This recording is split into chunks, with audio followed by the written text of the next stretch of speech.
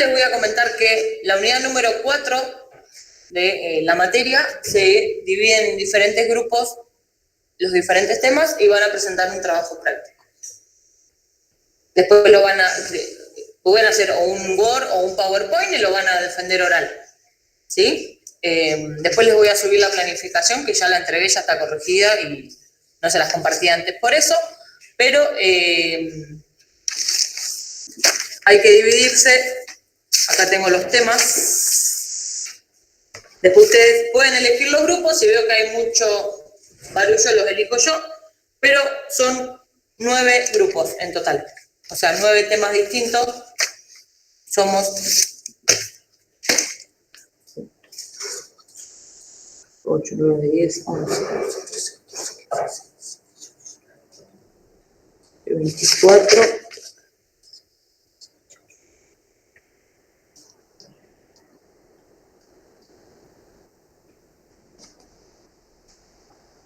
$27, 28, 50.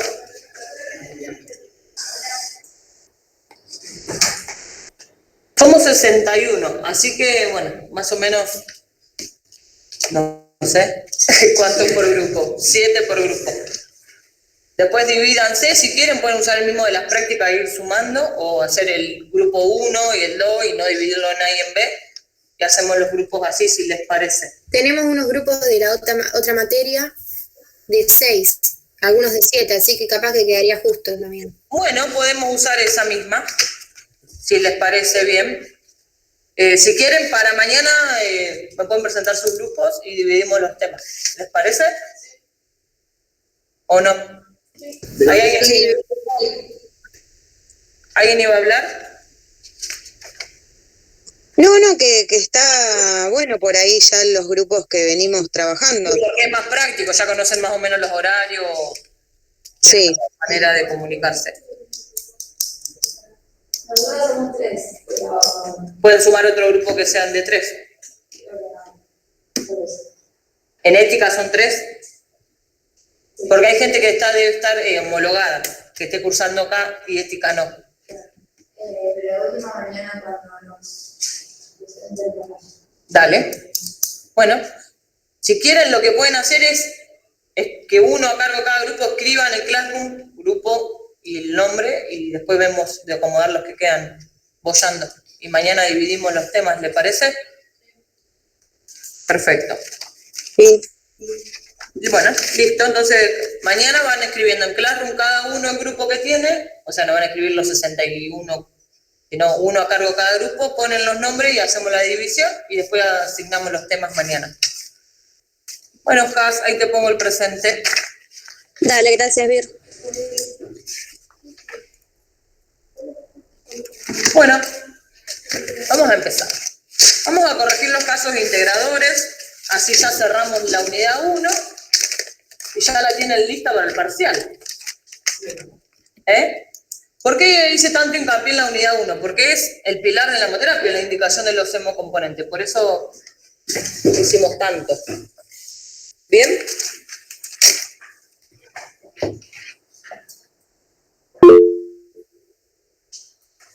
André, te escucho. ¿Hasta qué tema va a entrar el parcial? La idea es que entra hasta la unidad número 3, que es recambio plasmático terapéutico. Ah, listo. Pero bueno, vamos a ir viendo si llegamos con los temas y si no, hasta donde veamos.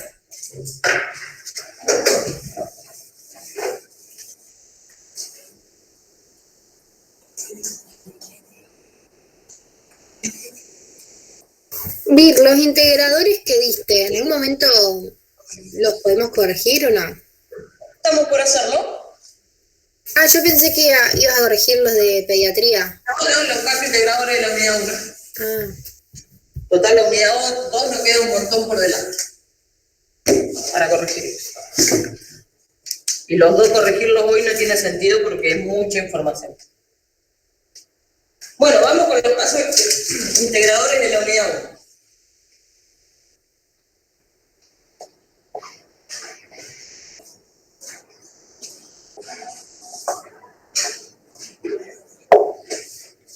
Vamos con el caso número 1.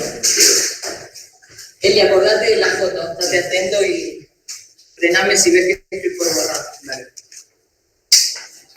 Dice lo siguiente el caso número 1. Paciente de 77 años de edad con una insuficiencia cardíaca severa, por lo cual está medicado con aspirinas y anticoagulantes orales.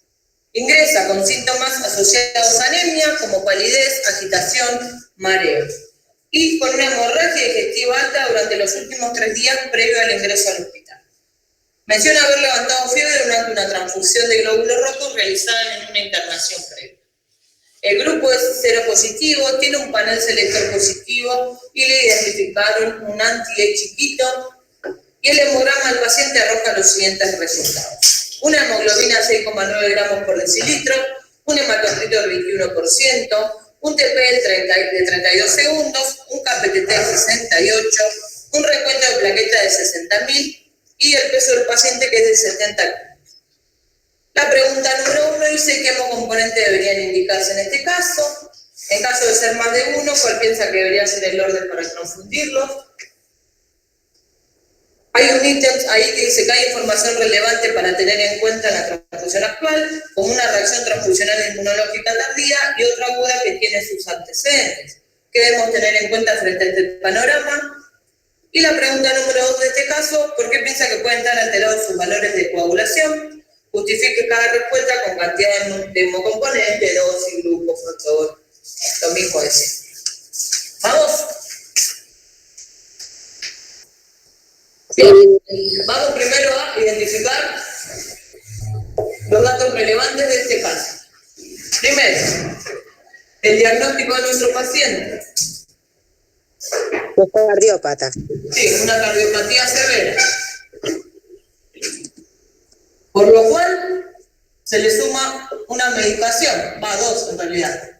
Está anticoagulado. Está antiagregado con la aspirina.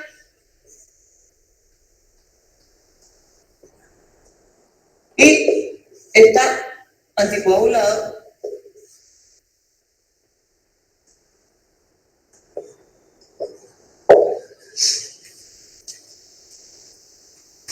a su vez. ¿Qué le podemos sumar?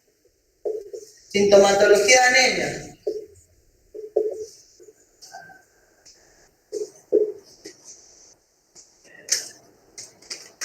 Más una hemorragia digestiva alta activa, o sea, una hemorragia activa. Esta sintomatología de anemia, ¿con qué va acompañada? Con un laboratorio de 6,9 gramos por decilitro de hemoglobina y 21% de hematocrito. ¿Acá estamos todos de acuerdo? André, ¿vos volviste a levantar la mano o quedó levantada? Ahí está. Cualquier cosa frenarme. Esta hemorragia digestiva alta, ¿qué va a hacer? ¿Va a aumentar qué? Los tiempos de coagulación, porque hay un consumo de los factores circulantes. Y a su vez, ¿qué va a aumentar? ¿El consumo de quién? De las plaquetas. ¿Estamos de acuerdo? Sí. Y vamos a ir acá a los antecedentes.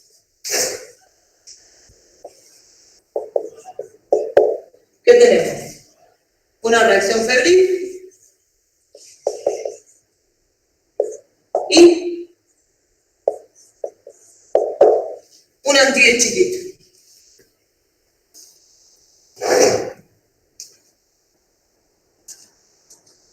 ¿Hasta acá? ¿Alguna duda? No. Bien. Si miramos el laboratorio y el diagnóstico de mi paciente, ¿en qué tenemos que pensar? ¿En qué hemocomponente? Glóbulos rojos. Bien. Esto nos hace pensar en la transfusión de glóbulos rojos. ¿Alguien Sí. habló? Ah, Rodri y Mara. Bueno, ahora les pongo el presente. ¿Y esto en qué nos hace pensar? En plasma y en plaquetas. ¿O no? La hemorragia activa con los tiempos de coagulación alterados y el consumo de plaquetas, que está en 60.000. O sea, no tiene indicación transfusional por recuento. ¿Pero qué tienen estas plaquetas? ¿Cómo están? Están antiagregadas.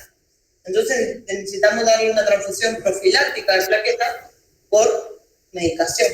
No tiene plaquetas funcionales en circulación. ¿Bien? Y además de hemorragia.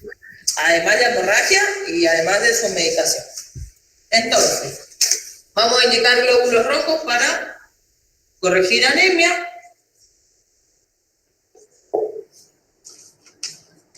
¿Y esto para qué? Para frenar ¿quién? El sangrado.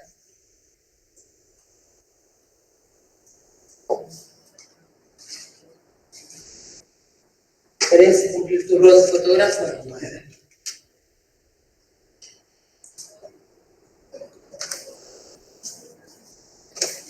¿Estamos? Capaz que llegamos lo vamos a poner acá. Bien, entonces la pregunta número 1 decía ¿qué hemocomponente debería indicarse en este caso? Justifique el orden para transfundir. Ahí dijimos que los hemocomponentes que deberían indicarle serían glóbulos rojos, plasma y plaquetas. ¿Qué creen que debería ir primero? ¿Tanto Plasma. Yo puse plaquetas. plaquetas, plasma, glóbulos rojos? ¿El plasma no va primero? Bueno, acá va a entrar en juego ¿qué? La sintomatología del paciente, si está hemodinámicamente estable o no. Como no tenemos toda esta información, ¿qué nos conviene a nosotros? Frenar el sangrado primero. ¿Por qué? Porque si yo primero le transfundo los glóbulos rojos y después me propongo frenar el sangrado, estos glóbulos rojos posiblemente lo esté perdiendo. Esta oxigenación, ¿verdad? Entonces lo primero que vamos a hacer es frenar el sangrado. La hemostasia primaria desencarna las plaquetas. Así que si yo tuviera que elegir un orden, inicialmente le pasaría las plaquetas, después el plasma, después el glóbulo rojo. Así que vamos a poner acá. Primero, segundo y tercero. Primero las plaquetas, segundo el plasma, tercero el glóbulo rojo. ¿Puede variar este orden? Sí, puede variar. ¿Sujeto a qué? A la hemodinamia del paciente, si está hemodinámicamente inestable o no, si sus valores de su función cardíaca está bien, como el ritmo cardíaco, su tensión arterial, el pulso y un montón de otros factores que van a tener en cuenta.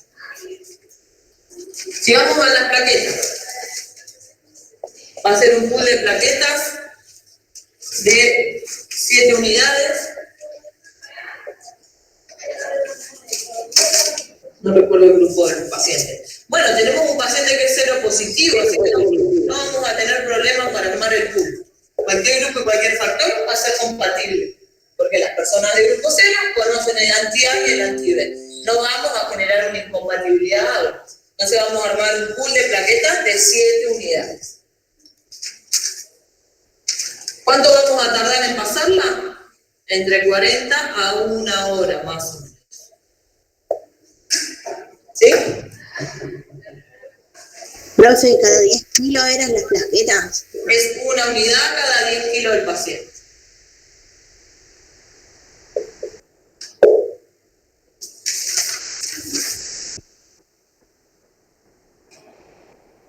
El pool de plaquetas siempre se basa en el tiempo, por más de que sean 7 horas. Sí.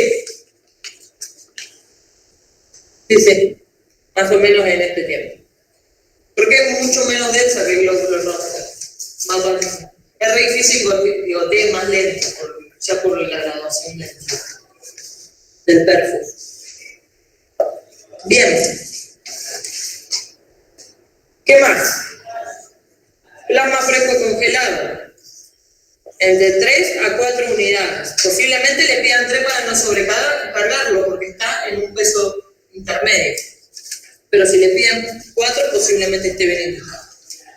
Acá nos pasa lo mismo que en la plaqueta, pues el plasma puede ser A, B0, A, B o AB en este orden para respetar ¿sí? el porcentaje de stock. Generalmente es en este orden. Y van a pasar entre 40 minutos cada unidad de plasma aproximadamente. ¿Por qué? Porque tiene mucho más volumen. 4 plaquetas es lo mismo que una unidad de plasma en plaqueta. Siempre va a haber esa relación. ¿Dudas hasta acá? Vir, ¿me aclarás eso del plasma, del tiempo? Porque Sí. yo puse 1 hora y media, pero no sé. ¿Vos estabas hablando del pool o de cada unidad que es? No, del pool. Bueno, si estás hablando del pool está bien. Yo acá te estoy hablando por cada unidad aproximadamente 40 minutos. Si tenés cada unidad 40 minutos, serían 2 horas reloj el pool de 3 unidades aproximadamente. Pero siempre es cada unidad. Pensalo en el volumen. Cada unidad de plasma, ¿cuánto tiene aproximadamente? 200 mililitros. ¿Bien? 7 unidades de plaqueta tiene 350 mililitros. O sea, tardamos más o menos lo mismo en el mismo volumen. No podemos pasar. Acá si serían 4 unidades, serían 800 mililitros en 1 hora. Es un montón de volumen. Entonces siempre, cuando tengamos el mismo componente con volúmenes altos, indiquemos el tiempo de transfusión por unidad. ¿Bien? ¿Hago bien? Sí, gracias. De nada, es por el volumen más que por otra cosa. Y también, ¿qué van a indicar? Glóbulos rojos. Yo considero que 1 o 2 unidades por el sangrado activo. Si sigue sangrando y no cesa, ese hematocrito inicial que tiene el paciente obviamente va a empezar a disminuir. Con 1 unidad llegaría a la hemoglobina basal para que deje de tener indicación transfusional nuestro paciente cardíaco. Que tiene 6,9 de hemoglobina, con 1 unidad de glóbulos rojos debería llegar a 7,9 gramos por decilitro. Más o menos está en una variable del valor basal para pacientes cardíacos de 8 gramos de hemoglobina. Pero si sigue con el sangrado activo, posiblemente vean 2 unidades. Perdón. Obviamente estas unidades solo pueden ser de un solo grupo. ¿Qué grupo pueden ser? 0. 0 positivo. Positivo. Positivo. ¿Por qué no 0 negativo? Porque los negativos tienen de chiquita. Muy bien. Estoy muy orgulloso. ¿Por qué no ponemos 0 negativo? Porque nuestro paciente tiene un anti-E chiquito. O sea, todas las unidades negativas que le compatibilicemos van a ser compatibles. ¿Sí? Lo que pueden poner, si les genera duda esto en un parcial, es glóbulos rojos carentes de antígeno C chiquito. ¿Bien?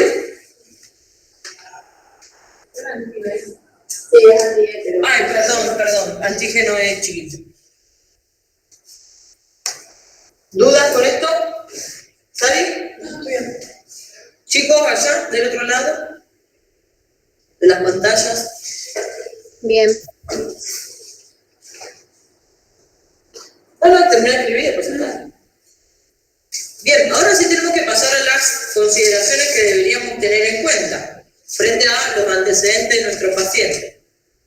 ¿Ya está? Sí. ¿Puedo borrar o están terminando de copiar?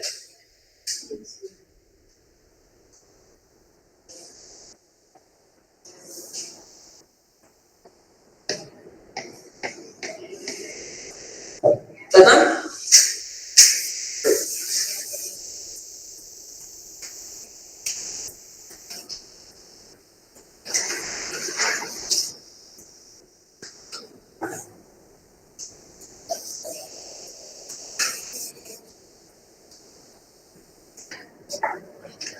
Bien. El apartado B de esta pregunta decía, hay información relevante para tener en cuenta en la transfusión actual, como una reacción transfusional inmunológica tardía y otra aguda en sus antecedentes. ¿Qué debemos tener en cuenta frente a este panorama? Bien, vamos a poner 1B, así lo identificamos, y antecedentes.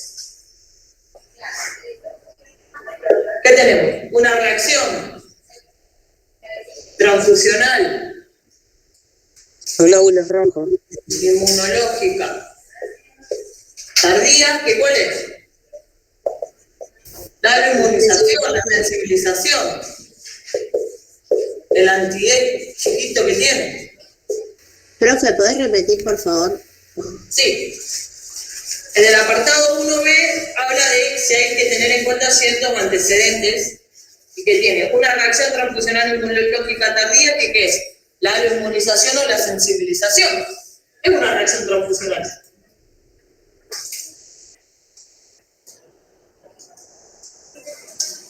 No siempre todas las sensibilizaciones se asocian a transfusiones, pero hay que tener en cuenta que es una reacción transfusional si el paciente tiene antecedentes transfusionales. Se puede haber inmunizado por un embarazo, casi tenemos un paciente femenino. Y tenemos una reacción transfusional inmunológica aguda, que ¿cuál fue? Febril. La febril.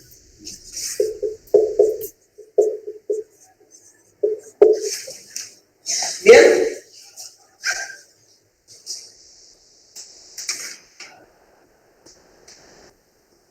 Obviamente, para la sensibilización o la inmunización, ya sabemos cuál es la solución. La Glóbulos rojos. premedicación. No, estamos hablando de la sensibilización que ya tiene. ¿La solución cuál es? Glóbulos rojos carentes de antígeno específico. Lo escribo así lo pueden, si hay más ejemplos de que tiene un anti-K, ya saben que estamos hablando de antígeno K. ¿Sí? Más general.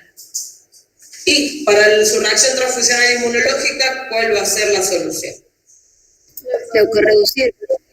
Bien, premedicar.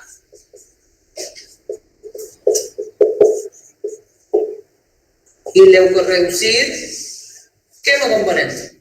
Glóbulos rojos y plaquetas. Bien, leucorreducir glóbulos rojos y plaquetas. Vamos a leucorreducirlo con hemocomponentes que tienen presencia de glóbulos blancos.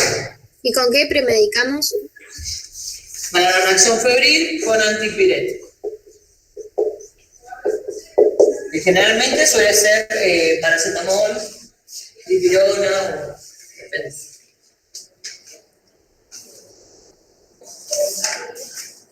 Profe, entonces premedicamos con paracetamol.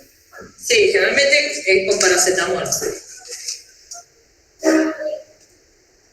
Obviamente con algo que evite que el paciente tenga fiebre. Eso se llaman antipiréticos. Y la leucorreducción de los componentes celulares, como los glóbulos rojos y las plaquetas. Yo no sé por qué puse desplasmatizar. Porque te habrá confundido con la reacción alérgica. La reacción alérgica generalmente te pide desplasmatizar los componentes celulares, como son los glóbulos rojos y las plaquetas, para disminuir las proteínas plasmáticas, suelen ser las que generan las reacciones alérgicas. Pero si pones desplasmatizar para quitar capa de base coa, es viable porque estás leucorreduciendo, estás disminuyendo el concentrado de los glóbulos blancos. Acuérdense que podemos leucorreducir mediante filtro o mediante lavado. ¿Bien? Y si vamos a leucorreducir mediante un lavado, obviamente estamos desplasmatizando por defecto. ¿Bien, Agus? Sí, gracias. Pero en este caso, la desplasmatización no es la indicación, es la leucorreducción. Porque el plasma acá no tiene problema, son los glóbulos blancos por su reacción febril. Sí, ¿quién me habló? Yo, y lo de los antipiréticos sería igual si fuese la transfusión de glóbulos rojos o plaquetas, o sea, Sí. se medica igual. Se practica igual porque los dos tienen un concentrado de glóbulos blancos. Y esos glóbulos blancos en el almacenamiento liberan citoquinas y eso es lo que va a elevar la temperatura corporal del paciente. ¿Bien? ¿Dudas con esto? Y o sea, los glóbulos rojos que no tienen que tener el antígeno, lo tenemos que compatibilizar. Si no tenés la manera de fenotipar, en este caso las unidades con el antígeno E chiquito, prueba de compatibilidad. Si te da negativo, significa que el antígeno no está presente. Se puede dar negativo y que el paciente tenga un título bajo de anticuerpos y que no detecte el antígeno y después disparar el título, eso te puede pasar. Por eso lo ideal, que no sucede, sería trabajar con todas las unidades fenotipadas, un fenotipo RH extendido. ¿Bien? ¿Alguna duda con eso? ¿Quieres sacar una duda?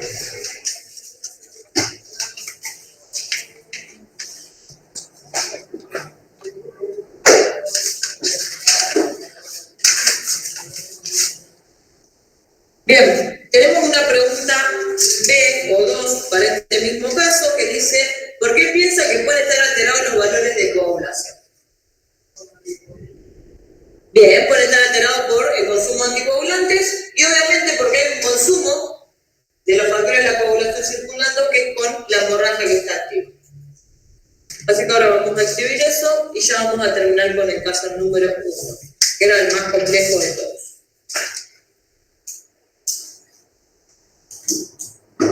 ¿Borrón? ¿Todos copiaron? ¿Sari?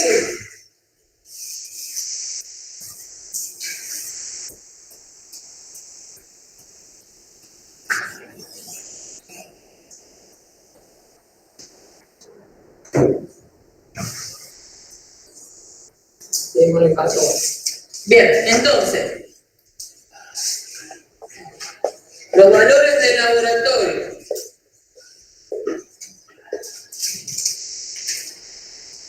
asociados a la coagulación,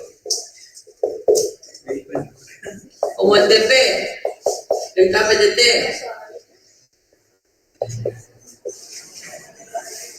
pueden estar alterados por la medicación con anticoagulantes orales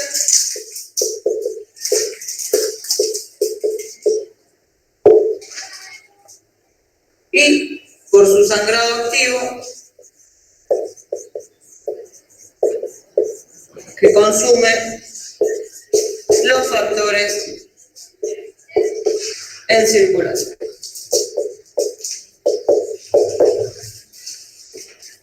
¿Bien? Los factores de circulación. Estaban en circulación, exacto.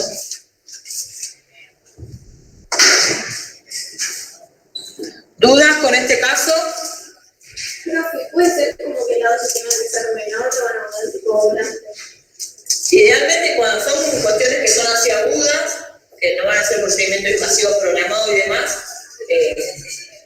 con plasma fresco vamos a cortar esos factores que tienen inhibido por la anticoagulación. Depende del anticoagulante que esté tomando, es qué factor está inhibido o qué proteína está inhibida. No todos inhiben lo mismo en la cascada de la coagulación.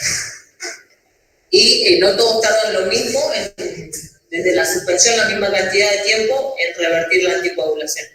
Entonces, bueno, dependiendo de la anticoagulación que esté tomando, es la cantidad de tiempo que deberían suspenderla para ¿sí? que deje de estar inhibida esa parte.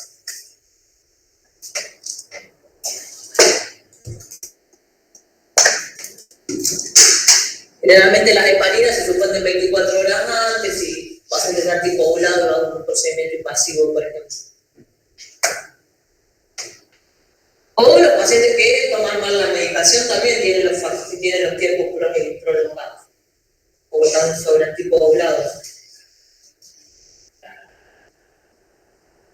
Bien, ¿dudas por este caso? ¿Chicos? ¿No? ¿La sacaste?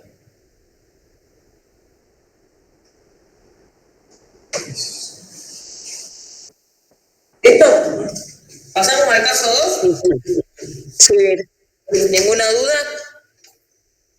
Bueno. No.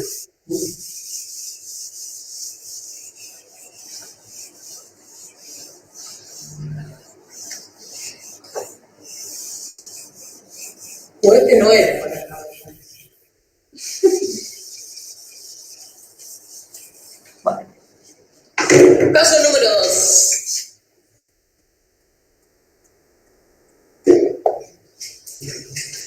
¿Qué dice el caso número 2?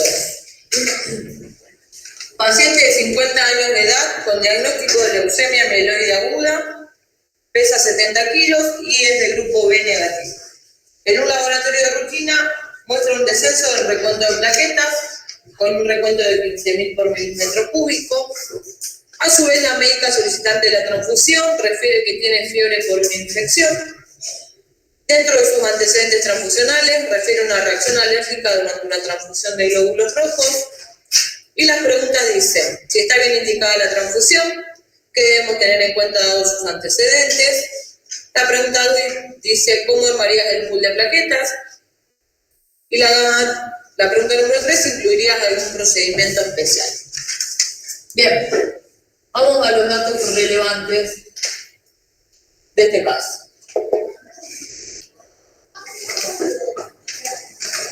El primero y el más importante es el diagnóstico de nuestro paciente de una leucemia linfoide aguda, mieloide aguda. Dentro de sus antecedentes tenemos una reacción alérgica transfusional,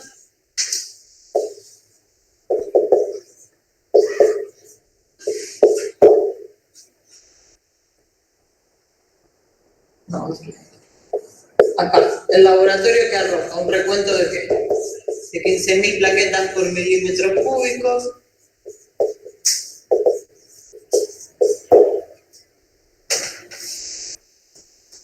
Y vamos a anotar acá que pesa 70 kilos y es B negativo. Profe, otra cosa importante no sería que tiene fiebre por infección. Sí, es importante, pero no lo anoto acá porque ahora lo voy a anotar en el desarrollo de la justificación de la transfusión, pero sí, si quieren acá pueden sumarle más fiebre, más infección.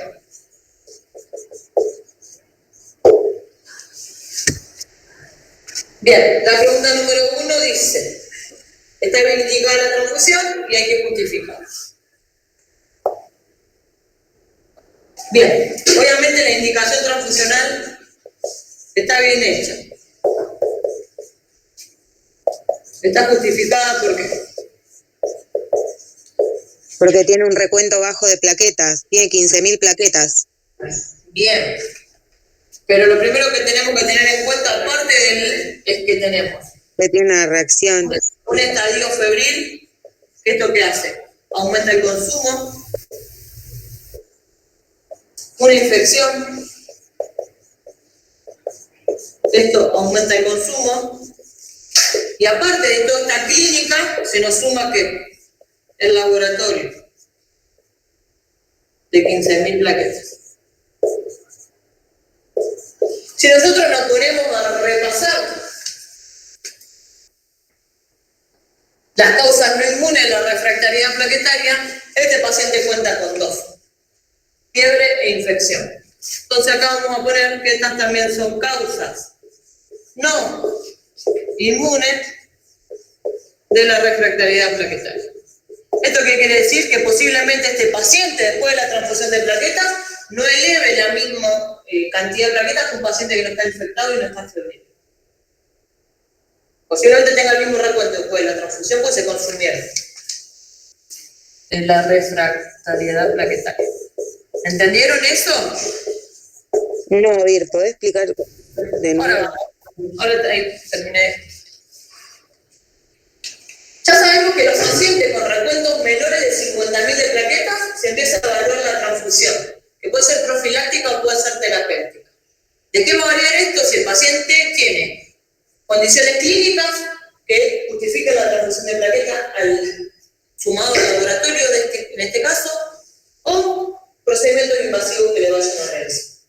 En este caso es una transfusión que es terapéutica. ¿Por qué? Porque el paciente tiene 2 condiciones clínicas. ¿Cuál es? La fiebre, que aumenta el consumo de plaquetas circulantes, y su estadio de sepsis o su infección, que también, a su vez de consumir, la infección que va a generar fiebre. Entonces, estas 2 cuestiones clínicas aumentan el consumo de las plaquetas. Si yo me pongo a hacer memoria y pienso en la refractariedad plaquetaria, sabemos que tenemos causas inmunes y no inmunes. Dentro de la no inmune, la fiebre La infección, las hemorragias, las drogas son causas no inmunes de la refractariedad plaquetaria. ¿Qué quiere decir esto? Que el recuento de plaquetas no aumente post-transfusión. Entonces tenemos, aparte de un laboratorio que indica la transfusión terapéutica de 15.000, dos condiciones clínicas que terminan de justificar la transfusión de este paciente. ¿Bien? André, ¿entendiste? Sí, Vir, gracias. No, de nada. ¿Dudas con esto? ¿Por qué? Porque recuerden que si tenemos un paciente con un recuento entre 20.000 y 10.000, la transfusión de plaquetas va a estar indicada si hay una condición clínica. La transfusión de plaquetas está indicada sí o sí, sin condición clínica, si el recuento está en 10.000 o menos. En este caso, tenemos un poquito más de 10.000, pero tenemos dos condiciones clínicas que van a ayudar a que el paciente pueda llegar a tener una hemorragia espontánea. ¿Quién iba a hablar de acá? Profe, yo, Nicole, ¿serían 7 unidades de plaquetas? Sí, ahora vamos a esa parte. O sea que esta transfusión va a mantener en realidad estos valores porque va a seguir consumiendo plaquetas debido a este cuadro. O sea, para que aumente el valor plaquetario va a tener que tratarse sobre todo de esa sepsis, porque ya el valor, o sea, el problema de base que es la leucemia lo tiene. Ya tiene una producción normal de plaquetas, por su diagnóstico base. A su vez, estos pacientes generalmente están en un protocolo de quimio y de radioterapia, por ende están inmunosuprimidos. Cualquier bicho que anda dando vuelta, desde que no nos lavamos las manos para atendernos, les puede generar una infección. Las infecciones que generan fiebre. Le doy este caso porque estos pacientes son así de manual. Están sépticos, están con febril constante y están plaquetopénicos. Pero bueno, son pacientes que están postrados en una cama por su tratamiento, no se chocan, no pueden llegar a tener una hemorragia por un accidente, digamos. Pero sí pueden estar sujetos a una hemorragia espontánea, que de la nada tengan una epitaxis, una gingivorragia, de sangre de los sitios donde hicieron extracciones de sangre, le colocaron una vía, por ejemplo. Empiezan a sangrar por todos lados. Bien, continuamos.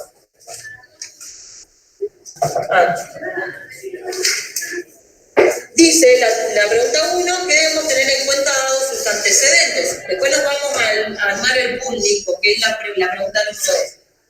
¿Qué debemos tener en cuenta? ¿Qué tiene este paciente en antecedentes?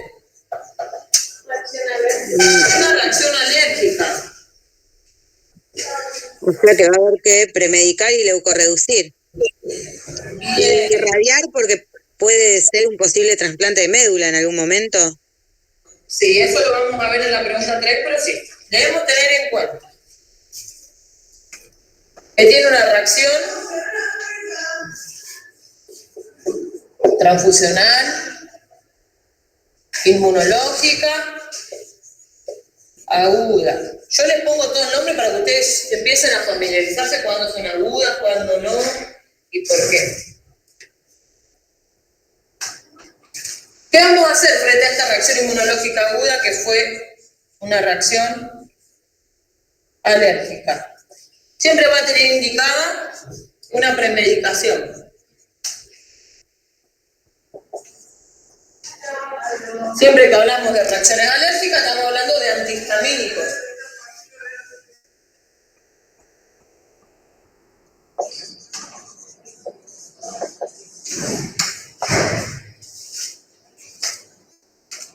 Si tuvo una reacción alérgica severa, o sea, si nosotros sabemos que fue severa porque estábamos presentes, porque fue en el servicio donde trabajamos, porque esta paciente siempre estuvo en el mismo lugar, lo que debemos hacer es desplasmatizar.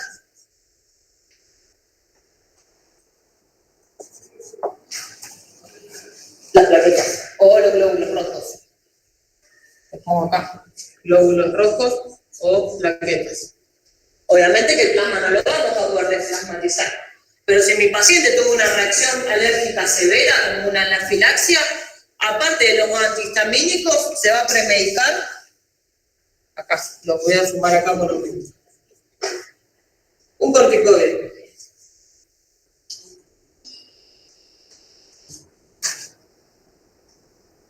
¿Bien? Perdón, un corticoide.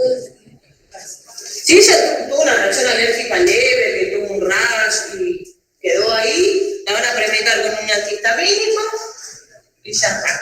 Pero si se reporta que la reacción alérgica que tuvo fue severa, que ya tuvo o un edema anafiláctico, o una anafilaxia, o se dificultó respirar, o como la audita en esa reacción transfusional, la vamos a desplasmatizar a los hemocomponentes celulares, como son los glóbulos rojos y las plaquetas, y a la premedicación se le va a sumar el antihistamínico más un corticoide. ¿Bien? ¿Dudas con eso? En este caso la severa. No, no dice que sea severa, pero bueno, yo se lo pongo para que sepan qué hacer en caso de que sea severa. Si este paciente tuvo una reacción transfusional alérgica severa y le tuviera que pasar plasma, que el plasma obviamente no lo podemos desplasmatizar, lo único que te queda es la premedicación con antihistamínicos y corticoides. ¿El corticoide para qué es? Porque hace que su sistema inmune no reaccione tan severamente. Y cuando tenés reacciones alérgicas severas, te dan corticoides. Claro. Inmunosuprime por el viejito. ¿Bien? ¿Acá te dice? ¿Vos le mandaste, profe? Y estaría bueno. Me quedé pensando que no Estoy tosiendo todo y no me dan. Bueno.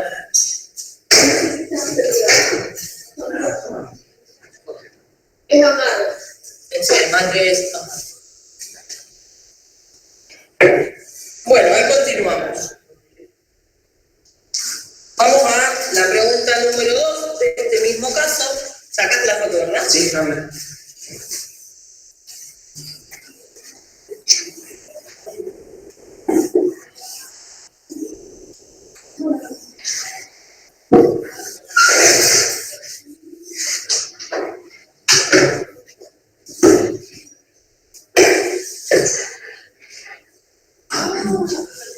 La pregunta número 2 es: ¿cómo armarías el pool de plaquetas? Incluir grupos de la misma cantidad para formar la dosis y demás. Bien, el pool de plaquetas. Obviamente para este peso van a ser ¿cuántas unidades? 7 unidades de plaquetas. Idealmente tiene que ser B o AB. Voy a poner entre paréntesis algo que tenga que ver con el factor RH, porque después en el final se olvidan estos detalles. Que el factor RH obviamente no importa o no tiene importancia.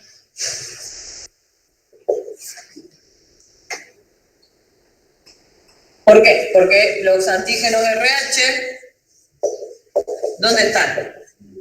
Están presentes en los glóbulos rojos.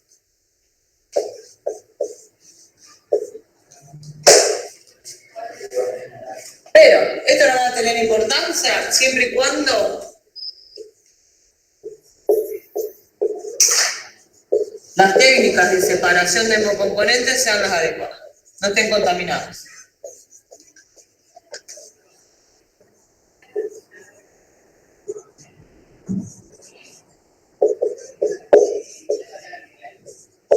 Adecuadas y no estén contaminadas con luz. Que generalmente no sucede, pero bueno.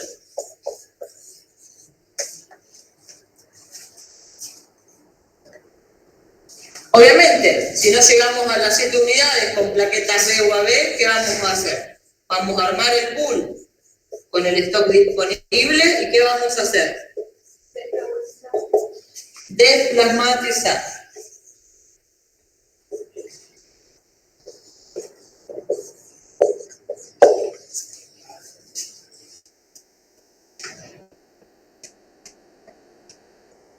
En eso estamos todos de acuerdo. ¿Cuánto va a tardar en pasar? Entre 40 minutos y 1 hora.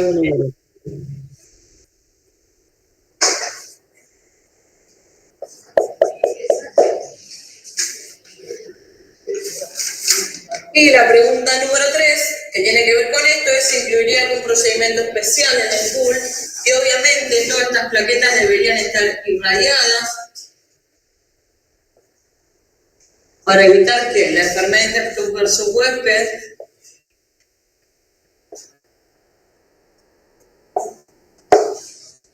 y la reducida para disminuir las células presentadoras de antígeno.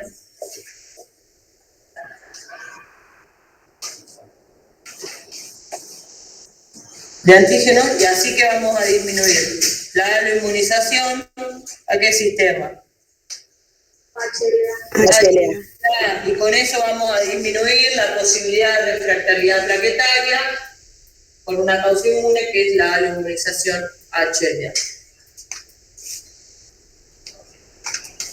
¿Bien? Profe, yo ahí en lo de leucorreducir e irradiar puse lo de, o sea, porque es un paciente candidato a trasplante de médula ósea. ¿Estaría bien? Sí, excelente. Pero tiene que ver con esto. Porque como es trasplante de médula ósea, tenemos que evitar que se lo inmunice la HLA, porque la vamos a estar pasando en glóbulos blancos, y para evitar la enfermedad de Hartog en su huésped, también porque van a estar inmunosuprimidos. Pero sí, está bien también.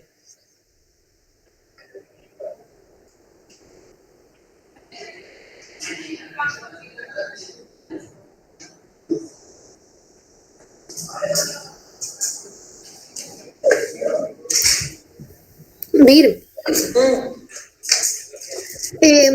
si fuese plaquetas por aféresis, Bien. Sí. viste que, o sea, como 6 unidades corresponden a una de aféresis. Un producto aféresis simple o un medio de... Sí. Y si fuesen, o sea, si son 7, No, ahí le pasa 6. Un producto medio, es imposible, o sea, es re difícil. Hay que hacer el cálculo del volumen, dividirlo en la cantidad y calcular el volumen que sería. no pasa nada, digamos, si le pasas una unidad. No pasa nada. Obviamente, si fueran de aféresis, lo mismo. Sin blancos y irradiados. Pero aféresis, ¿cómo era que venían ya? Lo que la extracción de plaquetas por aféresis se hace mediante, obviamente, la máquina de aféresis, que está programada para la extracción de una célula sanguínea, que es la plaqueta. Por ende, el glóbulo blanco no lo extraemos y no tiene un recuento de glóbulos blancos las plaquetas por aféresis. Eso igual se hace el control de calidad, se manda un hemograma que te tira todas las células sanguíneas y el recuento de plaquetas, y si la mayoría tienen 0 blanco. ¿Por qué? Porque en la centrifugación no quedan esos blancos en la plaqueta. Bien, y en este caso, si por ejemplo ahí nos diría si es un paciente candidato a plaquetas por aféresis, no sé si se dice así, pero bueno. Este paciente sería candidato a plaquetas por aféresis. Claro. Sí o sí, sería lo ideal. Porque imagínense que este paciente con este panorama, bueno, que no está más, pero infectado y febril, lleva plaquetas todos los días. Y una leucemia. Como la paciente Juárez Nadia, no sé si todos la deben conocer. O más o menos. Habrán escuchado nombrar. No, bueno. Pero la paciente con leucemia todos los días lleva plaquetas, crío y glóbulos.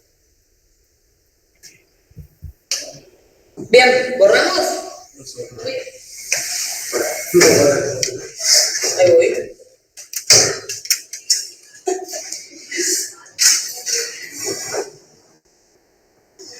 ¿Y el tiempo es lo mismo? ¿De 40 minutos? Me parece sí, porque el volumen suele ser lo mismo. Suelen tener más volúmenes inclusive las plaquetas por aféresis.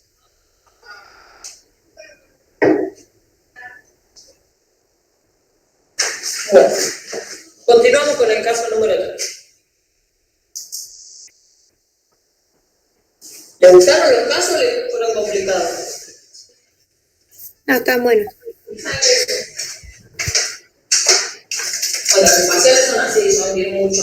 Cada caso se evalúa pero no, gracias. Pero lo bueno de evaluar todos estos temas es que no todo hacer bien. Sí, igual es como que todo me termina de cerrar bien cuando vos lo explicás. Digo, no sé cómo voy a hacer el parcial. No, pero ya que sepan rescatar los datos relevantes de cada caso, ya eso te va encaminando a lo que tenés que ir buscando. ¿Sí? No necesariamente me lo tienen que escribir, pero que ustedes lo sepan identificar cuáles son los datos importantes para la indicación de los mismos componentes, ya eso ya después decanta la indicación. Después si es 1, 2 unidades de glóbulo, eso puede variar, no es tan relevante, pero sí que sepan que hay que pasarle el glóbulo. Después hay un montón de cuestiones y de variables que entran en juego. Después que dio el caso, le puse que lo salía en unidad y después lo evaluaban con serie. Sí, claro. Y en ese caso de alemán lo No, está bien.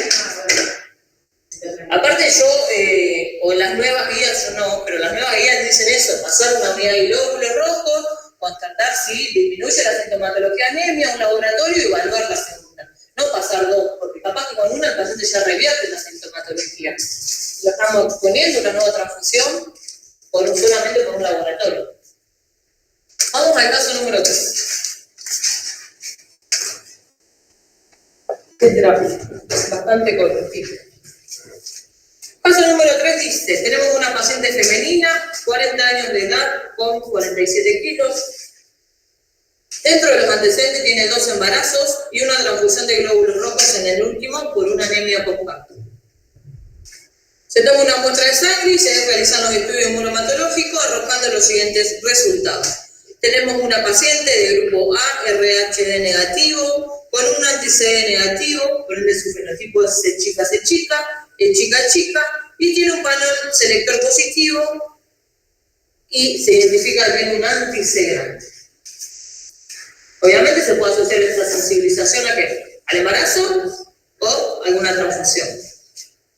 Pero estimo que le han pasado sangre negativa a una mujer embarazada. El laboratorio clínico arroja que tiene 21 hematocrito, 6,9 gramos por decilitro de hemoglobina, 35.000 plaquetas, TP y KPTT normal. La paciente consulta por un sangrado de 15 días de progreso de origen ginecológico, por lo cual el servicio de tocoginecología decide realizar una cirugía, pero se encuentra con este laboratorio que está bastante alterado. La pregunta dice, ¿qué hemocomponente crees que debe necesitar la paciente previo a su cirugía? Y obviamente justificar tu respuesta, indicar el grupo que le transfundiría, las dosis y las consideraciones que creas relevantes. Y dentro de los estudios inmunomatológicos hallamos una reacción transfusional inmune tardía, que ¿cuál sería? La inmunización. Esa es. Bueno, vamos. Vamos a identificar los datos relevantes.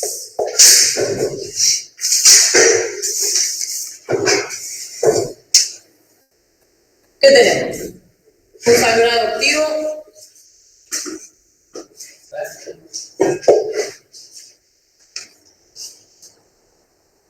Más una posible cirugía. Una paciente sensibilizada con un anti-C grande.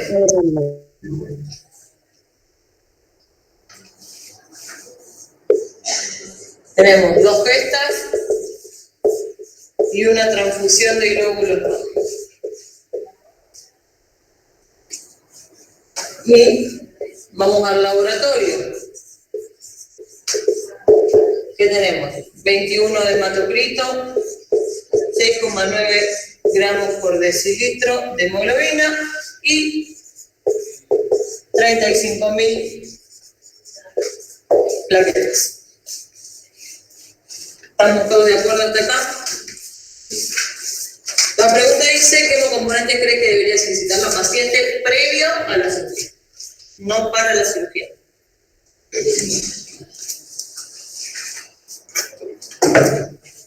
Entonces, la pregunta número 1. Obviamente, si nos ponemos a pensar, está en un valor bastante cerca del valor de corte para pacientes adultos sin patologías previas, la hemoglobina a cerca de 7 gramos por decilitro. ¿Pero qué tiene esta paciente? Un sangrado activo. Por ende, este laboratorio, si el sangrado no cesa, no va a ser estable, no se va a mantener en 6,9 gramos por decilitro de hemoglobina. Va a disminuir. Entonces, posiblemente le pidan una unidad de glóbulos rojos o 2 previas, porque suelen querer, sobre todo los anestesiólogos, que tengan por lo menos 8 gramos por decilitro de hemoglobina para poder anestesiar a los pacientes. Entonces, vamos acá. ¿Qué le van a solicitar? Deberían solicitar glóbulos rojos, seguramente una unidad de glóbulos rojos precirugía,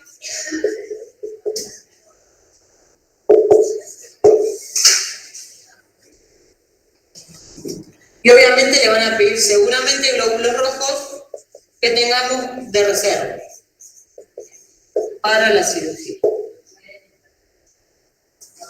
¿Qué características deben ser estos glóbulos rojos? Carentes de quién. Del antígeno antisegrando. No, si es anticuerpo, de antígeno C. Anticuerpo, perdón. Y van a ser de grupo A negativo o en su defecto cero negativo.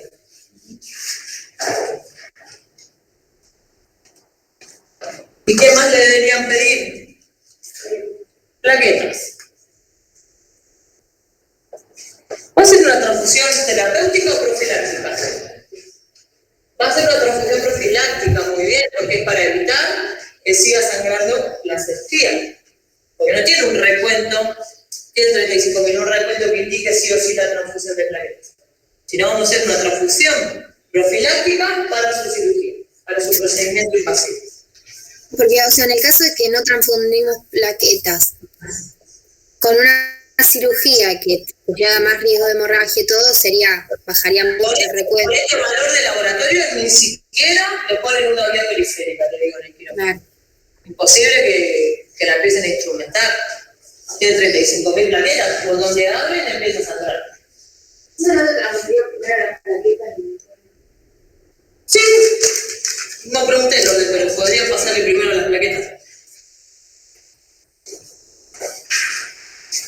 Y pesa 47 kilos, no noté el peso acá. Así que le van a pasar aproximadamente 5 unidades de plaquetas. Deberían ser de grupo A o AB idealmente. Pero como tenemos una paciente que no tiene un diagnóstico o una terapia transfusional larga, o no tiene, o por lo menos ahora, un diagnóstico de leucemia, ni viene siendo politransfundida con plaquetas ni demás, le podemos pasar un pool de plaquetas con el stock disponible. Si no tenemos plaquetas A o AB.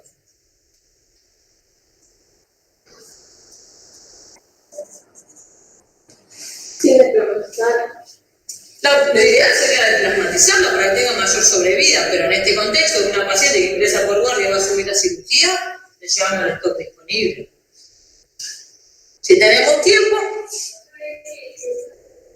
la desplasmatizamos.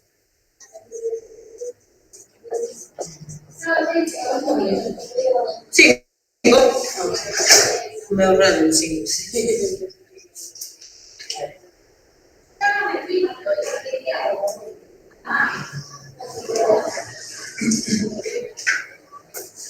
La pregunta número 2. ¿Alguna duda con esto?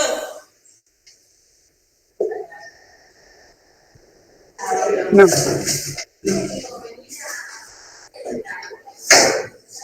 Es que tenemos una reacción transfusional inmunológica tardía, que es la inmunización.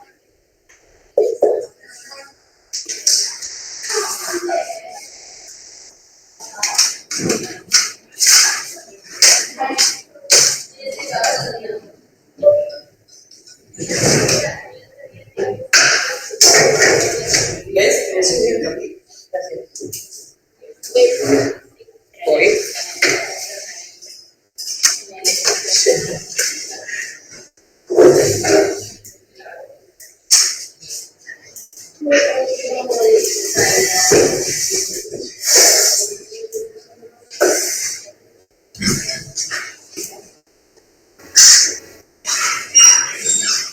¿Dudas? Profe, yo tengo una duda. De la Sí. pregunta 2, no te escuché lo que dijiste, ¿cuál era? Es una reacción transfusional inmunológica tardía, que es la inmunización o la sensibilización, que es su anticuerpo irregular, su anti-C grande.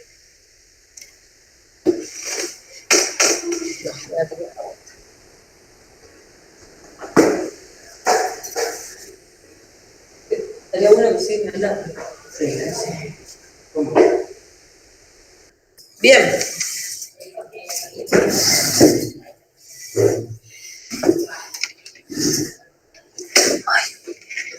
¿Alguna duda que me quieran preguntar de esto?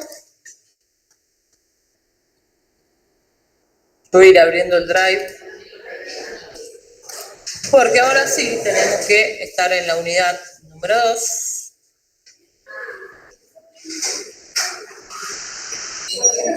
Y vamos a ver estudios inmunomatológicos de la embarazada y enfermedad hemolítica del recién nacido.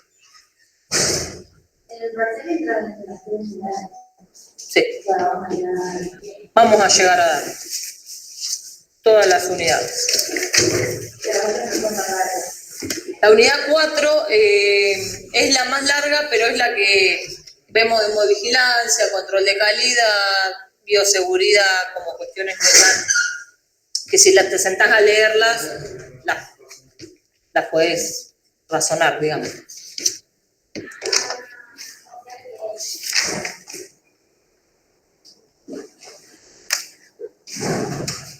Sí, si todo marcha bien, la unidad número 3 la arrancaríamos el 23 de mayo con aféresis, el 24 con recambio plasmático, el 30 de mayo con hemostasias y patologías asociadas, el 31 con trastornos de la coagulación y después el 6, el parcial. 6 o 7. Tengo que preguntar si me van a hacer dividir en dos días distintos, que ahora lo voy a preguntar. Bueno, vamos acá. No.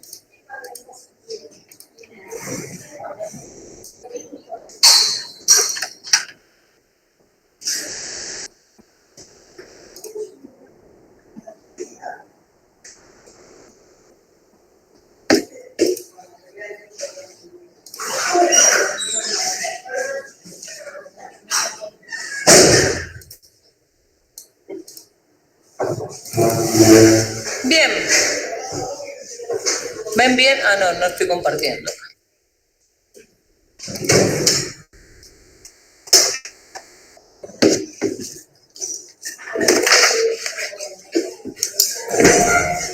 Bueno, ahí Nadia te puso el presente, Mara y Rodrigo.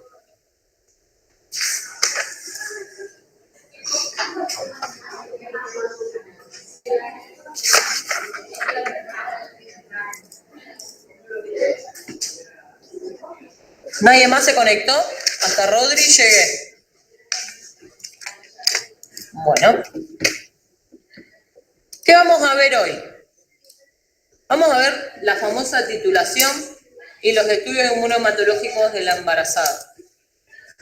¿Lo ven bien, chicos, del otro lado? Sí. Sí. Bueno, ¿ya estamos en sintonía? ¿Dejamos la indicación de los hemocomponentes? Y vamos acá. Bien, idealmente siempre que hablamos de estudio inmunohematológico de la embarazada estamos hablando de una serie de estudios que tienen que ser seriados y periódicos. Quiere decir esto que, dependiendo de los resultados, esa mujer debería acercarse cada un cierto lapso de tiempo a volver a repetirse estos estudios. Idealmente deberían comenzar en el primer trimestre de embarazo y que sea a partir de la semana 12 de gestación. ¿Y por qué tiene que ver esta semana? Porque es cuando el bebé empieza a desarrollar la presencia de sus antígenos. Y en este primer encuentro con esta embarazada, lo que vamos a hacer es hacerle una anamnesis o una serie de preguntas que nos van a ayudar a obtener, ¿qué? Saber si tuvo antecedentes obstétricos y transfusionales, si dentro de esos antecedentes obstétricos tuvo todos embarazos llevados a término, si tuvo abortos, si tuvo recién nacidos en luminoterapia o algún bebé con enfermedad hemolítica del recién nacido. Y le vamos a tomar una muestra, obviamente, y le vamos a hacer la tipificación ABO y RH, la búsqueda de anticuerpos clínicamente significativos con un panel selector. ¿Dudas hasta acá? ¿Cuáles son los principales objetivos de realizar estos estudios inmunohematológicos o estos controles? Obviamente detectar a todas aquellas cuerpos gestantes o mujeres que sean candidatas a recibir la profilaxis con gamma globulina anti-D, entonces a todas esas gestantes que sean RHD negativo con un panel selector negativo, ¿sí? Para anti-D. ¿Por qué es específico esto? Si yo tengo una mujer embarazada, cero negativo, tiene un panel positivo, pero identificamos un antiquel, obviamente necesita recibir la gamma globulina o la profilaxis para el anti-D, para evitar que genere la sensibilización al antígeno D. ¿Entendieron eso? ¿Sí? ¿Del otro lado, chicos? Bueno, estimo que sí. Obviamente, ¿qué nos va a permitir este estudio seriado a las mujeres embarazadas? Detectar lo más precoz posible a las personas que estén inmunizadas, las mujeres embarazadas con un anticuerpo irregular, sean RHD positivas o RHD negativas. ¿Para qué nos permite esta identificación precoz?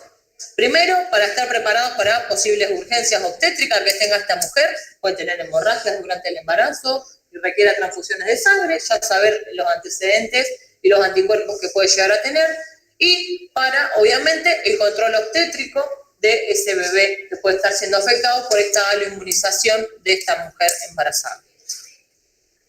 Y nos va a ayudar al banco de sangre y al servicio de obstetricia a poner en marcha el programa de prevención de la enfermedad hemolítica del recién nacido, que va a tener como finalidad evitar o reducir el riesgo de afectación que puede llegar a tener el feto. ¿Dudas hasta acá?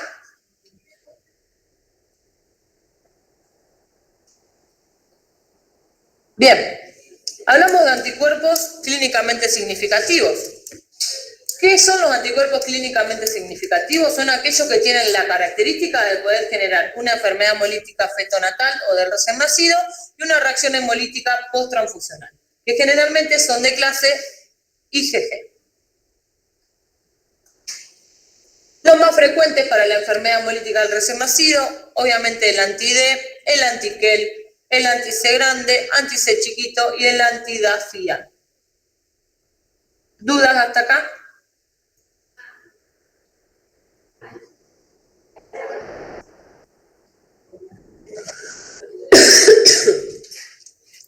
¿Seguimos? Bien, ya lo mencionamos, pero lo vamos a volver a decir. Le vamos a hacer abo directo e inverso. Acuérdense siempre de la importancia de realizar el abo inverso. El RH directo, si me da negativo, no es necesario buscar el D débil mediante la técnica del pulso indirecto o del DU, porque no nos va a decir nada más que si tiene o no un D variante. Si no tengo acceso a la biología molecular, esta información me es irrelevante. A ver si tiene o no un D variante. Porque si no le puedo hacer el estudio mediante biología molecular para saber si esa variante de antígeno D que tiene puede sensibilizar o no, no tiene sentido hacerle el D débil. Y ahora vamos a ir a la norma técnica donde nos menciona lo siguiente. Si es RHD negativo, obviamente vamos a hacer la fenotipificación anti-CDE, porque esto nos va a dar un panorama de los perfiles antigénicos que tiene esa mujer o ese cuerpo gestante, y también lo podemos hacer con el progenitor del recién nacido para ver qué posibles antígenos puede heredar el bebé que la mamá no tenga. Acá van a ver el D débil, pero recuerden eso que les acabo de mencionar, no es necesario realizarlo. Obviamente vamos a hacer el panel 1 y 2 y si nos da positivo, vamos a identificarlo. Esto acá se ve re chiquito.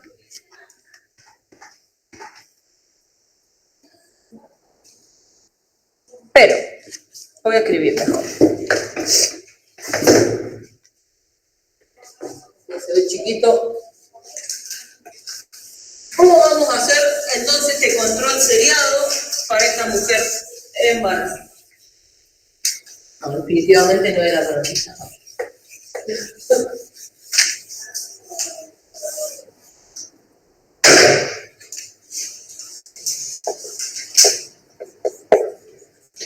Control inmunomatológico en la embarazada. Idealmente, el primer estudio va a ser en el primer trimestre, que es a partir de las 12 semanas de gestación. Obviamente le vamos a hacer el AMO, el RH y el panel. ¿Acá estamos de acuerdo? Posiblemente tengamos madres RH negativas y madres RH positivas. Posiblemente tengamos madres con un panel negativo y madres con un panel positivo. Si tenemos una mamá con un panel negativo, o sea, sin anticuerpos irregulares en el primer trimestre de embarazo, se la va a citar a partir de la semana del segundo control. 28 de gestación. Esto siempre y cuando no tenga un anticuerpo irregular acá. ¿Por qué? A partir del tercer trimestre de embarazo, de la semana 28, empieza a tener en circulación un 3% de ADN fetal en la mamá. Entonces, esa información de ese ADN fetal, que obviamente tiene información de los antígenos eritrocitarios que tiene este feto, puede disparar el título de anticuerpo, que puede estar indetectable, o generar una sensibilización. Por eso, el próximo encuentro va a ser a partir de la semana 28 de gestación. Si en la semana 28 de gestación... Perdón. Sí. ¿Podrías ahí anotar eso de que tiene el 3%? Ustedes no ven el pizarrón ahora, ¿verdad? No, casi nada. No, lo vemos muy chico, Vir. Bueno, después igual va la foto. Lo anoto acá igual. Sí, era para no olvidarme.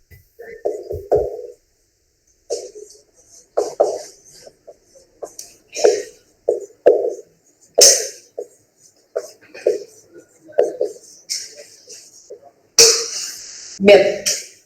Si en la semana 28 nuestra mamá tiene un panel negativo, fin, no va a seguir siendo parte del protocolo de mujer o de gestante sensibilizada. Pero si a la semana 28 de gestación nuestra mamá ahí sí presenta un panel positivo, ¿qué vamos a hacer? Obviamente, identificar el anticuerpo y, una vez que lo identificamos, titularlo.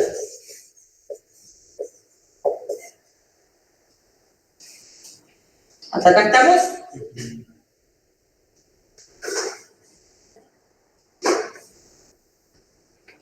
Y de acá en más, ¿qué vamos a hacer? La vamos a citar cada 15 días y vamos a repetir. El identificador, porque pueden aparecer ¿qué? Anticuerpos nuevos. No me puedo quedar con el primero que identifique, tengo que ver si siguen apareciendo. Vamos a repetir entonces. El panel identificador y la titulación. Así cada 15 días hasta la fecha del parto.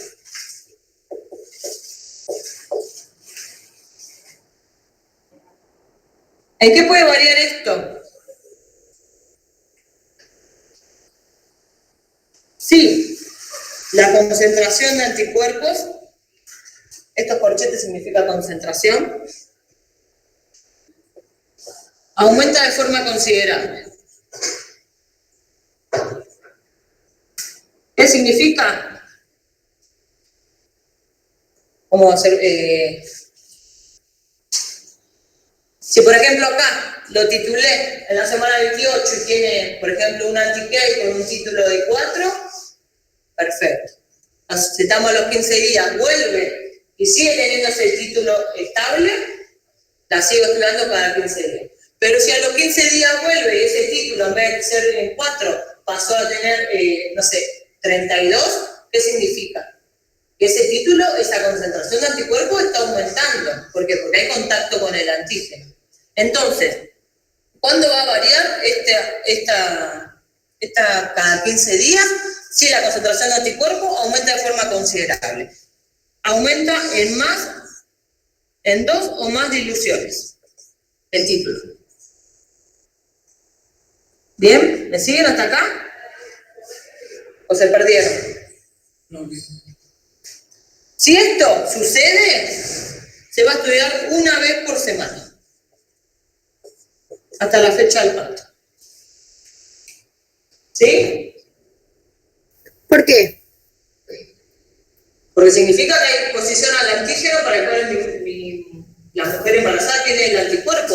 Entonces, si cada semana el título sigue aumentando, Servicio Obstetricia va a tener que tomar otras medidas. Y mañana vamos a ver cuáles son esas medidas. Pero por eso tenemos que ir prestándonos atención a cómo aumenta la concentración de anticuerpos. El título por sí solo, el valor del título por sí solo no es un valor tan importante. Lo que es importante es la tendencia de ese título, la concentración de esos anticuerpos en el suelo materno. También me dicen, sí, tengo una mujer embarazada con un título de 32. Bien, listo.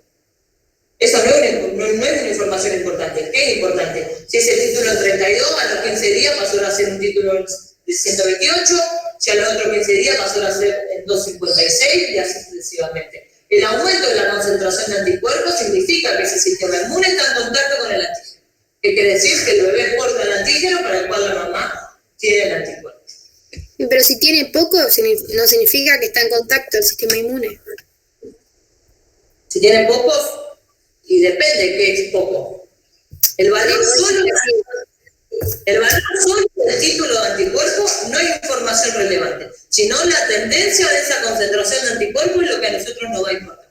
¿Se aumenta o se no aumenta? Si ese título se mantiene estable durante todo el embarazo, capaz que el bebé no porta el antígeno. Entonces no va a ser una enfermedad monolítica.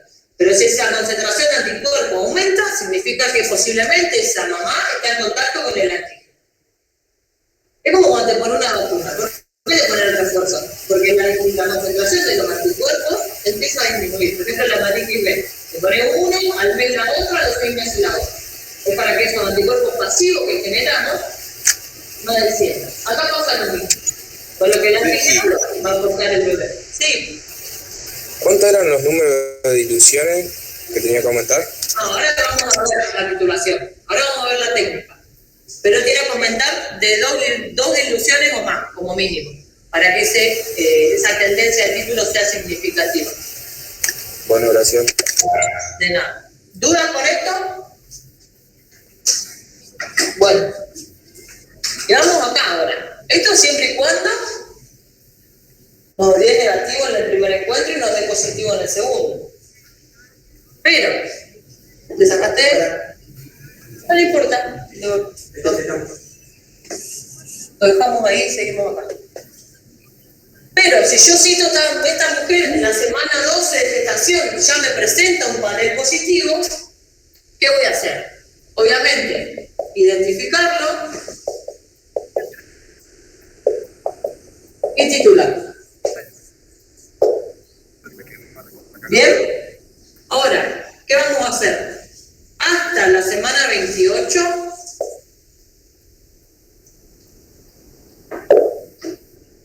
lo vamos a citar una vez por mes. ¿Y qué vamos a hacer en esta vez por mes? Obviamente otra vez. Hacerle panel identificador para ver si aparece algún anticuerpo nuevo y volver a titular el anticuerpo. ¿Dudas hasta acá? Cuando llegamos a la semana 28, volvemos acá. Arranca que mayor información, mayor ADN fetal en circulación materna, entonces vamos a acortar los tiempos de estudio. A partir de la semana 28 lo vamos a estudiar cada 15 días.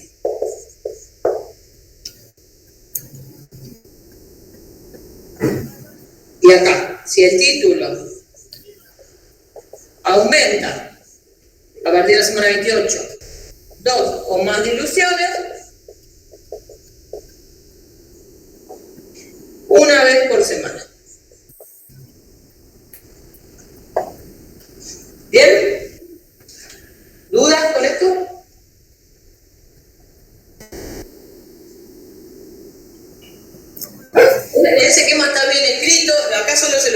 son RH positivo o RH negativo, pero a grandes rasgos es esto. El estudio seriado en la embarazada. Obviamente, para realizar las titulaciones en esta embarazada, hay un montón de requisitos y condiciones que ahora los vamos a ver, pero se recomienda que si yo empecé a estudiar a esta embarazada, la estudie yo todos los meses. ¿Por qué? Porque voy a manipular las muestras yo, voy a sembrar yo y demás. Significa que de un operario a otro puede haber algo que varíe, que yo cómo arma la dilución y ya puedo ver una variabilidad en la concentración de anticuerpos. Pero si eso siempre y cuando sea viable, sea el mismo operador y se realice en el mismo soporte. O sea que si yo hice esta titulación en tubo, hago todas las titulaciones en tubo. Si yo la hice en tarjeta la primera, todas las que vienen de ahora más en tarjeta.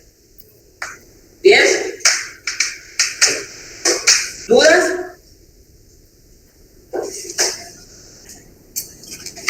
Oye. Chiquis, ¿duda ustedes? No. No voy a ir.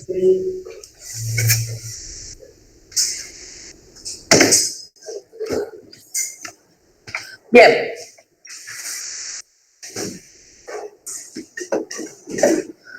¿Qué es el título? Vamos a darle un concepto a la titulación o el título. Obviamente es el nivel de anticuerpos que hay en un mismo suero o en un mismo plasma. Entonces, cuando estamos titulando, lo que vamos a hacer es determinar la concentración de ese anticuerpo mediante la dilución progresiva del suero plasma que estemos estudiando. Entonces, ¿qué es el título? Es la concentración de anticuerpos. ¿Y para qué sirve la titulación? Para saber la concentración de anticuerpos, en un suero o en un plasma. La titulación no se usa solo en mujeres embarazadas, se usa para el control de calidad de los reactivos como el anti-A, el anti-B, el anti-D, ¿sí? Para titular todo tipo de anticuerpos.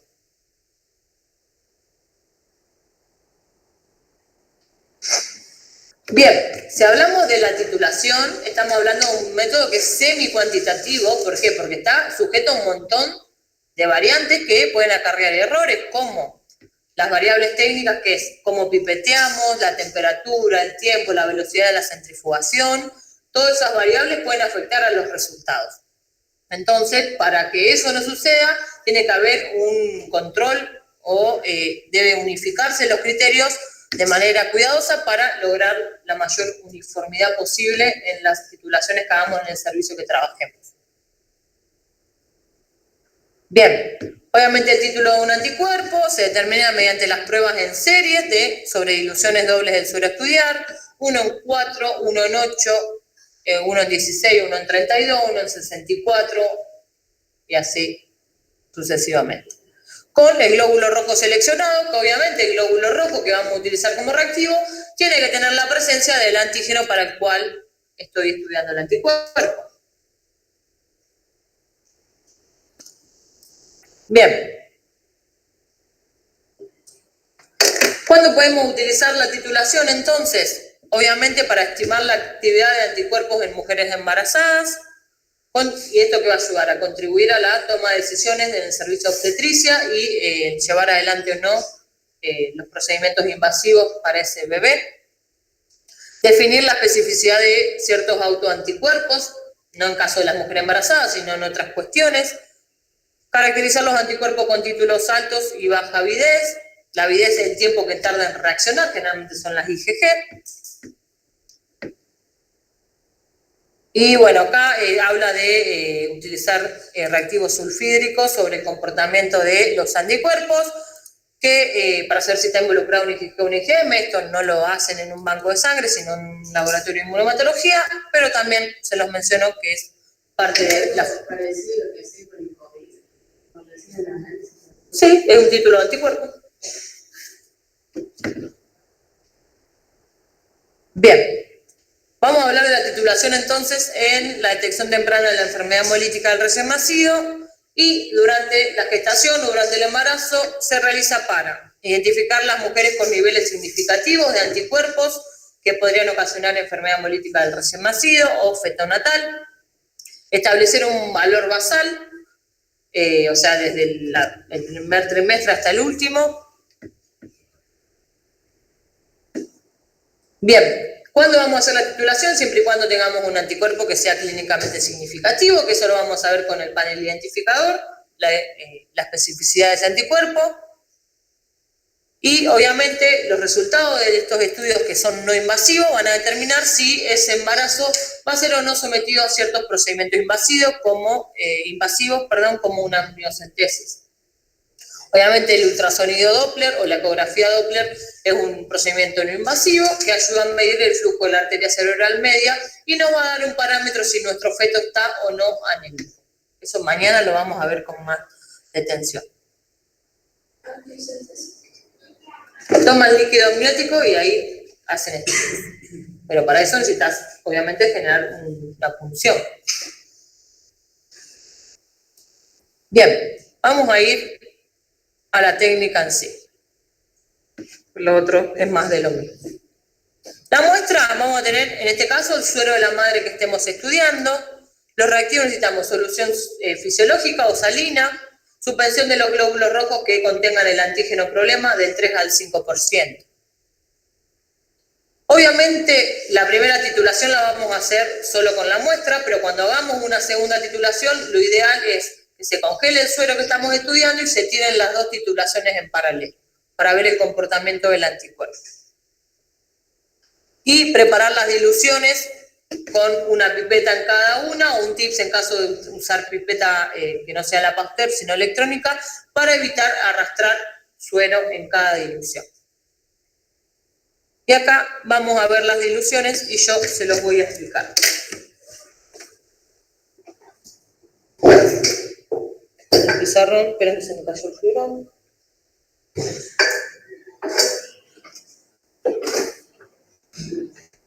Bien, vamos a ver la técnica de titulación. ¿Ya la vieron alguna vez? Creo que no. ¿No? Yo sí, profe. Bueno.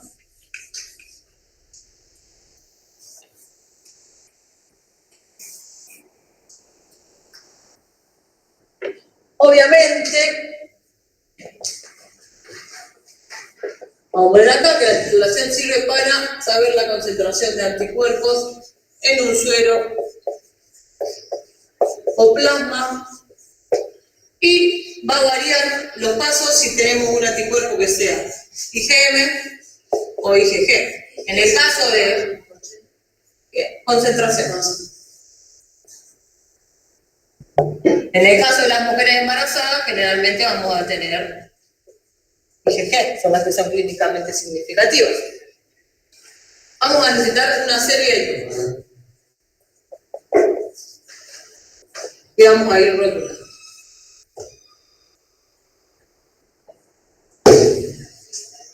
Bueno, deberían ser todos más o menos parecidos.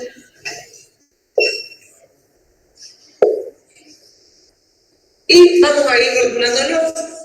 El primero va a ser 1 en 1, el segundo 1 en 2, 1 en 4, 1 en 8, 1 en 16,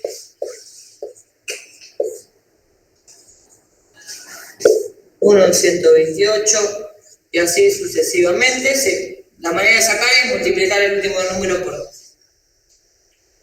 Bueno, acá estaría bueno tener más colores. ¿Qué vamos a hacer? En el primer tubo y en el segundo van a ir 2 gotas del suero en estudio. ¿Me escuchan? ¿Me siguen los que están del otro lado? Igual está ahí. Sí. Sí. Bien. Podemos decir que el primer tubo, el 1 en 1, es un control positivo de la técnica. ¿Por qué? Porque vamos a tener el suero puro. Entonces, sí o sí, nos debería dar positivo.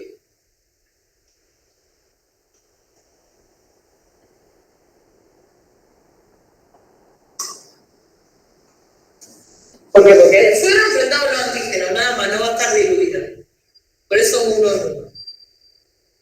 Después, del tubo número 2 o del 1 en 2 al último tubo, van a ir 2 gotas de solución fisiológica.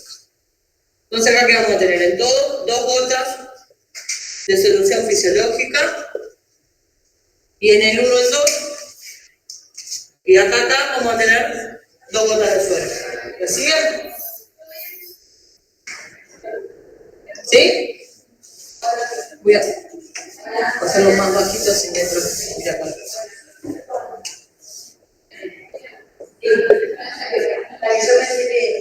¿Estamos hasta acá? Con una pipeta vamos a homogenizar esto y vamos a pasar de acá 2 gotas acá. ¿Sí? Ya vamos a tener el suero diluido una vez. Por eso es 1 en 2. Acá entonces, ¿qué van a ingresar? 2 gotitas. Vamos a homogenizar con una nueva pipeta y vamos a pasar 2 gotas acá. Acá nos lleva el suelo diluido ya 3 veces. Lo tenemos 1 en 8. Acá lo mismo. Homogenizamos una pipeta nueva, pasamos 2 gotas acá. ¿Estás perdida, Sari? Pues tengo que ir diluyendo el suelo. Acá tenemos todo solución fisiológica. Y tenemos de estas primeras 2 gotas de suero inicial y la vamos a ir diluyendo acá. Vamos a ir, ¿sí? Y así sucesivamente. En todos los gotas. Pueden ser 2 gotas, pueden ser 4, pueden ser 6, pueden ser 8, pero siempre la misma proporción. En todo lo que hagamos. ¿Hasta acá me siguen? Bien. Tenemos las diluciones hechas. ¿A qué vamos a tener que enfrentar el suero diluido? A los glóbulos rojos. ¿Me siguen hasta acá? Pero tenemos que tener en cuenta algo.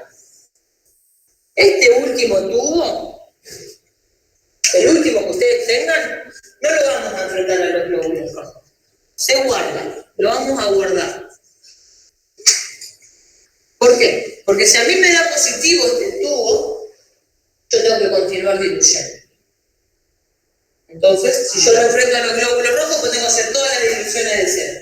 Entonces, el último tubo se guarda como reserva por si hay que seguir diluyendo.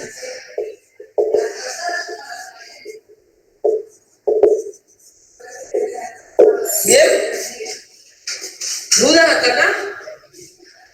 Entonces, del anteúltimo tubo al primero voy a sembrar 2 gotas de mi suspensión de glóbulo rojo con el antígeno problema. ¿Vamos hasta acá? Menos el 1 y 1. Todos, menos el último.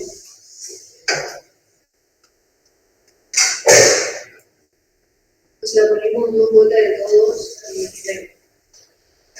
Va a ir desde el anteúltimo al primero, 2 gotas de la suspensión de glóbulo rojo.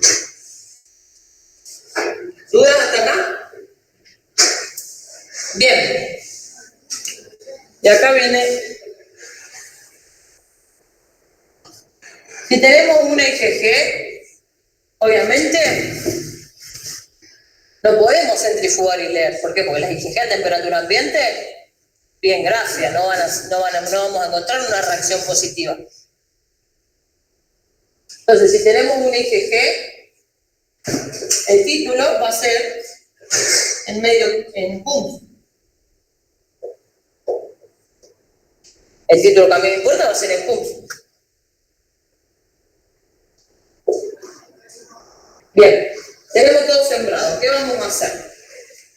Si quieren, pueden centrifugar y leer, pero van a tener todas reacciones como negativas posiblemente. Entonces, ¿qué vamos a hacer? Si un IgG. Idealmente, hay que incubar a 37 grados durante 1 hora. ¿Por qué durante 1 hora? Porque para yo tener una concentración de anticuerpo óptimo, debo disminuir la utilización de potenciadores de la reacción antígeno-anticuerpos. Entonces voy a evitar, si es posible, utilizar LIS. ¿Me siguen hasta acá? Entonces incubo durante 1 hora 37 grados. O si utilizo LIS, pero después tengo que usar LIS en todas las titulaciones cada hora más, obviamente de 7 a 15 minutos, dependiendo del prospecto. ¿Me siguen hasta acá? Una vez que termino de incubar, puedo centrifugar durante 15 segundos y leer. Por más de que yo lea, yo el título acá no lo voy a determinar. ¿Cómo se lee? Se lee del anteúltimo tubo hasta el primero. Así en este orden es la lectura.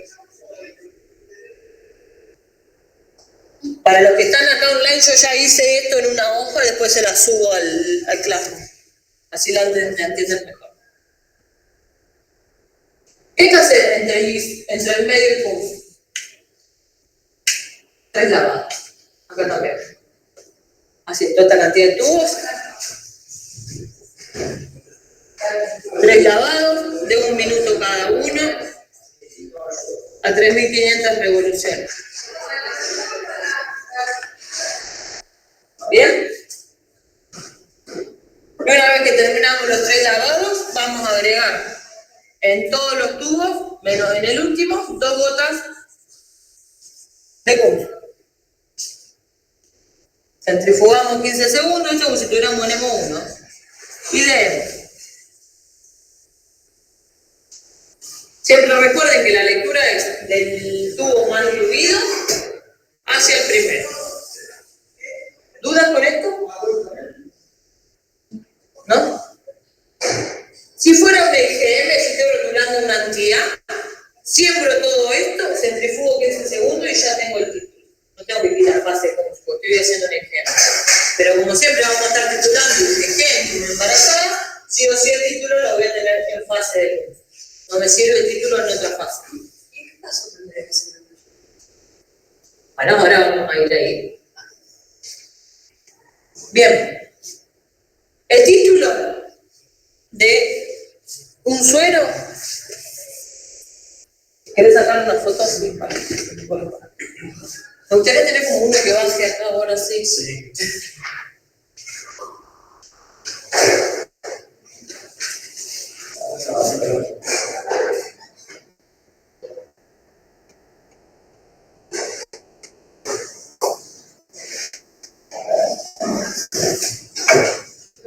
Voy a borrar acá esta parte, total ya notar cómo se siente. Obviamente la lectura la vamos a hacer así, en este orden. El título de este suero va a ser la última dilución que dé una cruz como mínimo. Entonces, yo arranco a leer. Leo la dilución 1.64 y me da negativo. Arranco en 1.32, me da positivo una cruz. 1.16, 2 cruces. 2 cruces. 3 cruces. 4 cruces y 4 cruces. Obviamente este es el que más fuerte va a dar. Es el suelo puro. ¿Me siguen hasta acá? Si yo tengo este panorama, ¿cuál es el título de este anticuerpo? 32. Porque es la última dilución que da positivo. ¿Me siguen hasta acá? Pero si a mí me daría positivo el 64, ¿puedo definir el título? No, ¿qué tengo que hacer? Agarrar otra serie de tubos y seguir diluyendo este suelo. Por eso, idealmente, agarren una cantidad de tubos mayor. ¿Sí? Generalmente se arranca con 10. ¿Dudas? Entonces, vamos a ir a este panorama. Si este es el panorama, el título sería 32. 1.32 no es el título, es 32, porque 1.32 es la dilución. Pero, si el 64, se lo vuelvo a repetir, diera positivo, ¿qué tenemos que hacer? Continuar diluyendo.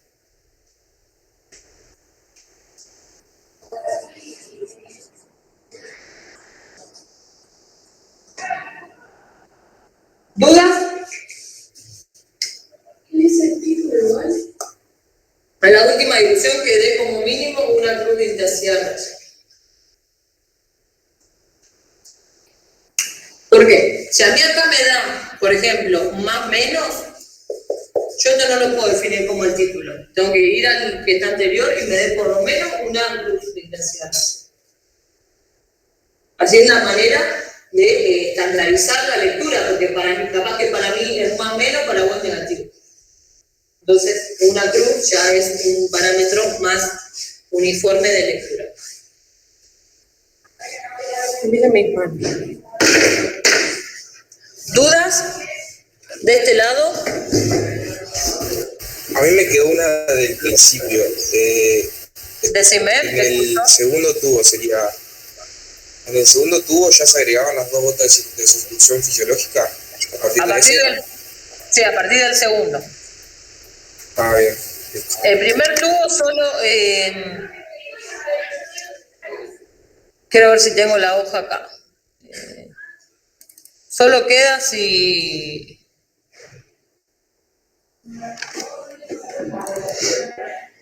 Ahí voy, espera. El primer tubo es como el suero puro enfrentado al reactivo. No encuentro la hoja de.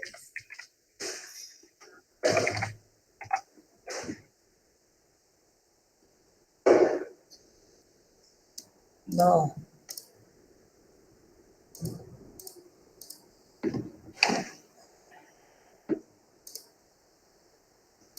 ¿Por qué me hace esto?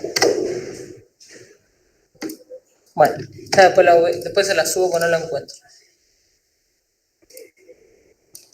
Me perdí. ¿Dudas hasta acá? ¿No? Bueno, yo acá le puse una serie de ejemplos. Por ejemplo, acá estamos titulando un anti-D, hicimos la serie de diluciones y el último tubo que nos da positivo es el 1 en 128 y el 256 ya da negativo. Por ende, el título de este anti-D en este ejemplo sería 128. Acá, por ejemplo, un anti-Kel. Por ejemplo, ya en el 16 da negativo, en el 8 da positivo, por ende el título acá sería 8. Bien, como ya veníamos mencionando, hay un montón de requisitos para que la técnica de titulación sea válida y obviamente emplear el mismo sistema. Si yo la empecé haciendo en tubo a esta mujer embarazada, la termino en tubo. Usar el mismo fenotipo en los hematíes para la titulación sucesiva. ¿Qué significa esto? Que si yo tengo que titular un anti-C grande, un ejemplo, ¿no? Si yo tengo que titular un anti-C grande y usé en la primera titulación glóbulos rojos C grande, en la segunda centrifugación, en la segunda titulación tiene que ser lo mismo. ¿Por qué? Pues si yo uso glóbulos rojos C grande C chico como fenotipo, hay menos cantidad de concentración antigénica, por ende la titulación puede variar. ¿Entendimos esa parte? Bueno, el suero y los hematíes igual proporción. ¿Qué quiere decir esto? Que si yo hice 2 gotas, sigo con 2 gotas. Si yo arranqué 4 gotas, utilizo 4 gotas.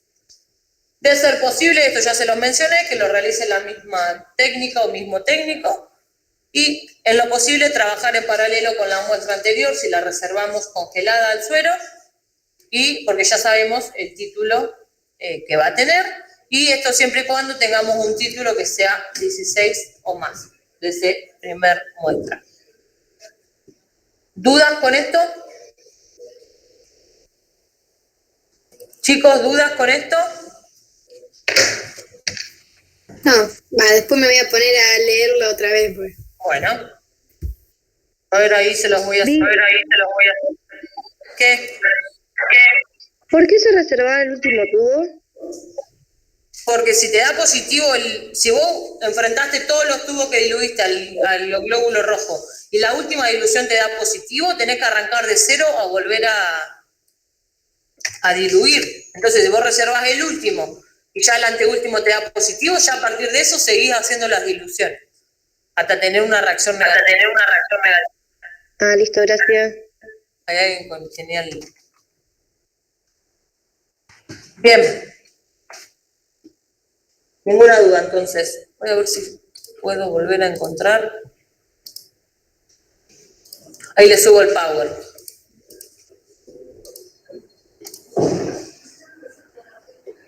Cintia, te conectaste, ahora te pongo el presente, no te había visto.